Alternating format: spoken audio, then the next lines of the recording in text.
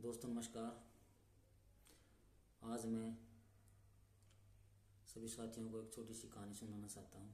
मुझे पूरी उम्मीद है कि आप लोगों को ये कहानी बहुत पसंद आएगी। कहानी कुछ इस प्रकार है। एक बड़े देश के राजा होते हैं।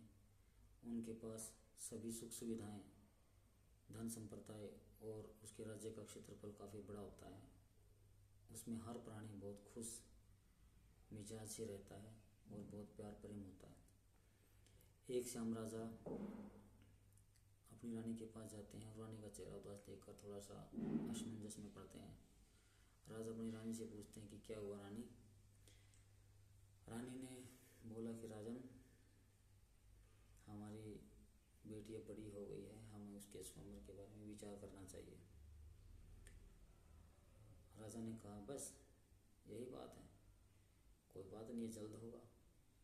और इसी बात को ध्यान में रखते हुए राजा ने अपनी बेटी के स्वयंवर के बारे में तुरंत योजना बनाई और उसकी तिथि को निर्धारित कर दिया। तिथि से पहले सभी आसपास के देशों के राजा, महाबली, ज्ञानी, योद्धा जो भी थे सबको इसकी सूचना दे दी गई और तिथि के ऊपर आने पर सभी योद्धागण राजा के दरबार में पहुंचे।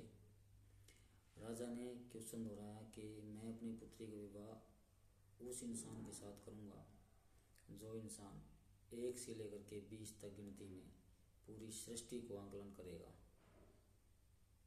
पूरी सृष्टि को उसके अंदर अंकित करेगा। विचार विमर्श होता रहा, सभी एक दूसरे की तरफ देखते रहे, लेकिन कोई भी 20 तक गिनती पूरी नहीं कर पाया। उस सभा के अंदर एक राज्य के महल में उपस्थित एक हलवाई भी रहते थे। उन्होंने कहा कि राजन, यदि आपकी सहमति हो तो मैं इस गिनती को सुना सकता हूँ जिसमें पूरी सृष्टि का आकलन होगा।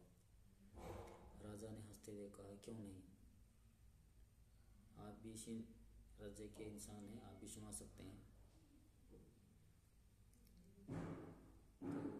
हलवाई जी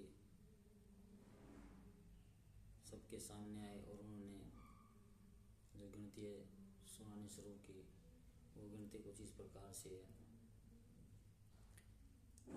1 नंबर पे भगवान है, 2 पक्ष हैं, 3 लोक, 4 युग, 5 पांडव, 6 शास्त्र, 7 वार, 8 खंड, 9 ग्रह, 10 दिशा, 11 रुद्र, 12 महीने, 13 रतन, 14 विद्या, 15 तिथि, 16 श्राद्ध, 17 वनस्पति और 18वां पुराण। राजा ने कहा अभी तो 18 हुए हैं, 2 और बाकी हैं। हलवाई ने कहा राजन, 19वीं आपकी पुत्री और 20वां मैं।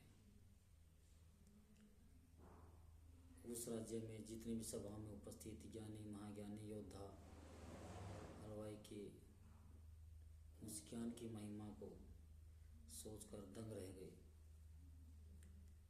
और राजा ने अपनी पुत्री का विवाह उस हलवाई के साथ कर दिया। तो दोस्तों, इस कहानी से सिर्फ यही शिक्षा मिलती है कि हमें कभी भी अपने ज्ञान पे, अपनी भुजाओं पे इतना घमंड ना हो। ज्ञान रखिए, ज्ञान का प्रचार कीजिए।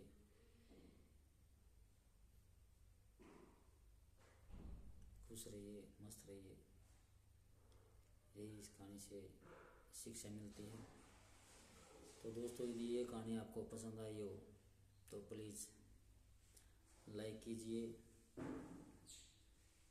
चैनल को फॉलो कीजिए, शेयर कीजिए। आपके साथ फिर उपस्थित होंगे एक नई स्टोरी, एक नई कहानी के साथ, एक नए अध्याय में। थैंक यू दोस्तों, थैंक यू वेरी मच।